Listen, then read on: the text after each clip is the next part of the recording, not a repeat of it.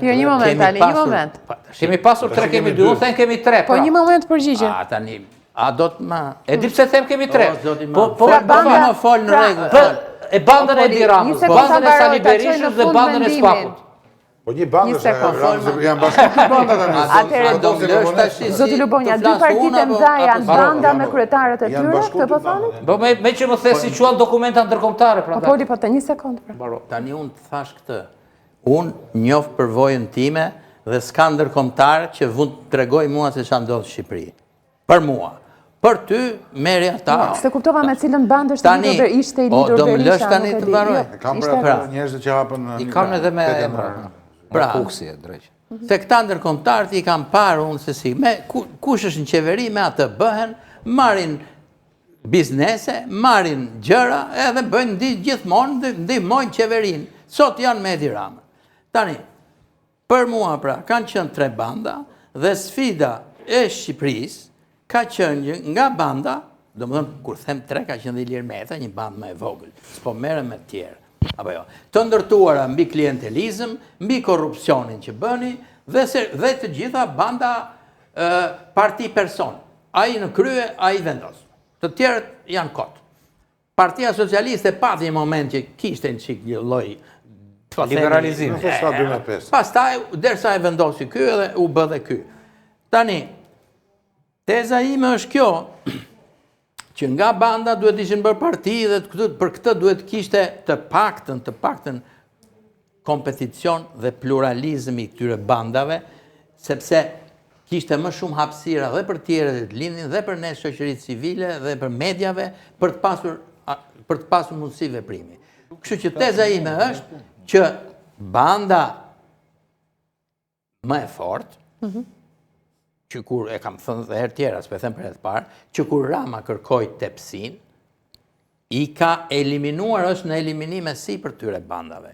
Kriza që shikojmë sot në PD, nuk është thjesht vetëm çështje se është një person i vjetër, i moshuar, i konsumuar me gjitha këto, po është krizë shumë më e thellë. Keni parë juve se si njerëzit e PD-s po shkojnë, po punojnë tani gjithë në për administratën e Ramës, që i merr Rama. Po e shet kryetari i partisë të PD-s, çfarë do të tjerë? Tani, a mund ta mbaroj unë? Jo, që ta dish pse, me që kam qenë dhe... E shet kryetari, a shiten këta, kjo është një gjë pastaj. Janë të gjitha bashkë. Unë di që ky i merrte në telefon, filloi me ata të Ilir Metës njerë, se ky ishte bandë me drejtora, me kështu, merr ata ca, i hiqi ca drejtora, ca rekrutoi këtej, Naçi si kishte ai kujtohet ajo biseda dhe teza ime është pra që kjo është një parti në krizë, e rënuar dhe non grata është e instrumentalizuar, se për non grata i preu Amerikanët barku për korrupsionin në Shqipëri. Pse s'po e shohin korrupsionin që bëndon në Shqipëri me Ramën? Apo ja, e paska me korrupsionin e Berishës në 2012 e mbrapa. Pra, këta, me forcën që tregoj ky, aftësin, intrigën edhe gjitha, ky i ka eliminuar, i ka rënuar, i ka përqar, me dhe me non gradën, dhe me Amerikanë, dhe me këta, Berisha ishte i larguar, mua më ka thënë ambasadora franceze. Në atë kohë, gjitha ajo që kishte një sens, tha, po ç'patën këta, më tha, për ata Amerikanën. E kanë seruar ata. Shefin ambasadorës, e kanë seruar Amerikanët. Pse ai kishte ikur, tha, këta e kthyen prapë. E kanë pyet. Zoti Lubonja, që të kuptoj, këtë fjalën bande, përdorin më tepër si metaforë apo në kuptimin e plot të fjalës? Në kuptimin organizat kriminale. E do kështu, siç është Edi Rama, dhe janë thelluar. Kanë bërë korrupsion, kanë ndërtuar sistem oligarkik, bandë, do më thënë, njerëz që jetojnë duke vjedhur, duke grabitur, jo duke qeverisur për të mirën e popullit. Kaq. Dhe nga këtilla duhet ndryshoheshin, sigurisht jo të gjitha, se tash është dhe metaforë, po ka dhe vërtetësi kjo.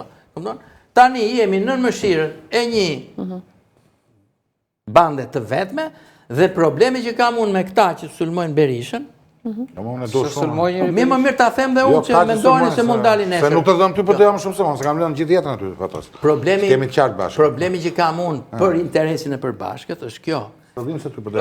Berisha është vërtet penges. Është penges. Është ortak në bandën e Ramës. Ky është problemi që ti s'do ta pranosh. Jo, unë këtë se pranoj. Se pranon se s'do të lexosh faktet publike. Filloj me radhën. Zotri, Pra ka mendimin e ti. Cikot lutem, kanë bashkëvepruar me të gjithë oligarkët të gjithë, kanë bashkëpunuar, por ajo që bëri Rama është që ju i mori gjithë të oligarkë, me Qetë Kastratin, me Zamir Mate, harrove, ishin në zyrat e Berishës ngrishin e këdhjeshin. Sot me qin janë, me qin e bën bizneset. E pra, kjo është pushtetin, që i mori pushtetin. Tashi, të lutem, mos më ndërhyll në gjëra që janë sekundare. Pra, i mori pushtetin, dhe tani problemi që kam unë është ky, që kur të ikë dhe Berisha, se ka dhe arsyet biologjike, do doja shumë që të ndodhi kështë si që thonë, jo vetëm këta, po dhe një pjesë, që do dalë një opozitë e fortë. Po unë kam frikë se do vazhdoj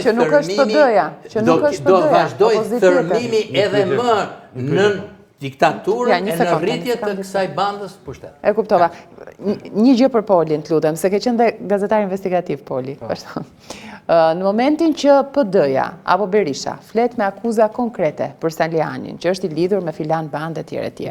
Tani, raporti që përmëndeve... Janë të përgjithshme për saktësim, jo konkrete. E pra, tani, a ka një akuz konkrete këtu për Berishën? Nga jo që përmënde për lidhje me bandat? Po e keme ka lexuar dhe vetë Berisha... Po janë portale pra, portale të caktuara, të mbledhura, portale në Tiranë, pra jo të britanike. Cili vendim? Ka dy non-grata, zoti Berisha. Non-grata amerikane është e përgjithshme dhe thot dhe ajo për korupcioni, minimi, demokracisë e tjere.